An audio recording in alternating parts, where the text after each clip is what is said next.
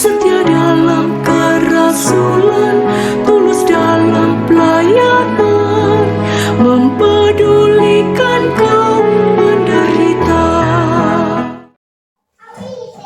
Halo, selamat pagi. Salam sejahtera untuk kita semua. Jumpa lagi dengan kami di acara renungan harian Life Spirit SMGM Jumat 17 Mei 2024 yang akan membawakan renungan Sahabat Ilo dengan tema mengasihi. Sahabat-sahabatku, selamat mendengarkan.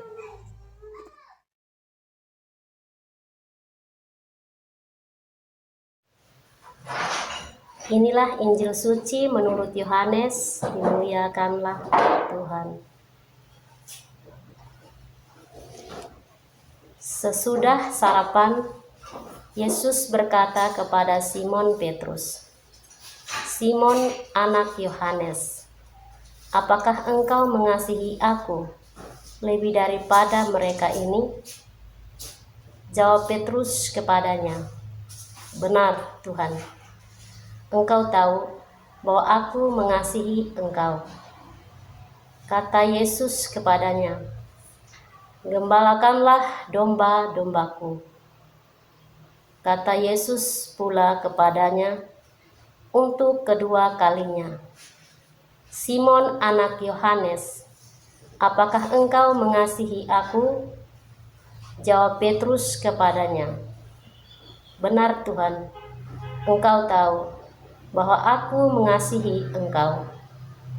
Kata Yesus kepadanya, "Gembalakanlah domba-dombaku." Kata Yesus kepadanya untuk ketiga kalinya, "Simon, anak Yohanes, apakah engkau mengasihi aku?" Maka sedih hati Petrus karena Yesus berkata untuk ketiga kalinya, "Apakah engkau mengasihi aku?" Dan ia lebih percaya kepadanya. "Tuhan, engkau tahu segala sesuatu, bahwa aku mengasihi engkau." Kata Yesus kepadanya, "Gembalakanlah domba-dombaku. Aku berkata kepadamu, sesungguhnya ketika engkau masih muda, engkau mengikat pinggangmu sendiri, dan engkau berjalan kemana saja kau kehendaki. Tetapi jika engkau mudah menjadi tua, engkau akan mengulurkan tanganmu, dan orang lain akan mengikat engkau dan membawa engkau ke tempat yang tidak kau kehendaki." Dan hal ini dikatakannya untuk menyatakan bagaimana Petrus akan mati dan memuliakan Allah. Sesudah mengatakan demikian, ia berkata kepada Petrus, "Itulah aku." Demikianlah sabda Tuhan, terpujilah Kristus.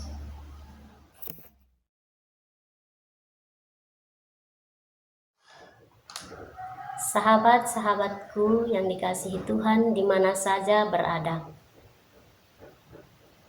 Siapa yang dimaksud dengan domba dalam Injil Yohanes tadi? Domba-domba itu bukan sebagai miliknya, melainkan sebagai milik gurunya. Inilah bentuk kasih antara Yesus dan Petrus. Kasih merupakan sebuah ungkapan fundamental dari seseorang kepada orang yang dikasihi. Kasih merupakan pemberian diri kepada orang yang dicintai yang lain, menerima dan mengampuni. Dalam setiap relasi, kadang-kadang terjadi kesalahpahaman karena keegoisan yang menghalangi kita untuk melihatnya dan menjawab kebutuhan orang lain. Dalam situasi seperti ini, pengampunan amat sangat dibutuhkan dari kasih seperti yang dilakukan Yesus dan kepada Petrus. Sahabat-sahabatku, Yesus meminta Petrus mengembalakan domba-dombanya karena Petrus mengasihinya. Selanjutnya, Yesus mempercayakan domba-dombanya kepada Petrus. Sebagai seorang gembala, apalagi gembala yang baik, Petrus harusnya tidak berlaku sebagai tuan terhadap domba, melainkan sebagai orang yang memberikan dirinya untuk domba. Domba-domba itu bukan sebagai miliknya, melainkan sebagai milik gurunya. Inilah bentuk kasih antara Yesus dan Petrus. Sahabat-sahabatku, akhirnya kasih selalu disertai pengorbanan. Sebuah dedikasi yang menuntut pemberian diri untuk orang yang dikasihi. Dedikasi ini selalu memiliki dua wajah. Di dalamnya selalu terjadi saat-saat gembira dan sedih. Bahkan kadang-kadang juga penderitaan. Inilah pesan kasih yang disampaikan Injil Yohanes. Tuhan memberkati. Terima kasih kepada sahabat Ilo yang sudah membawakan renungan pada hari ini. Semoga kita dapat menghayati dan merenungkannya. Sampai jumpa lagi di renungan harian edisi berikutnya. SMGM melayani dengan sepenuh hati. Tuhan memberkati. Amin. Selamat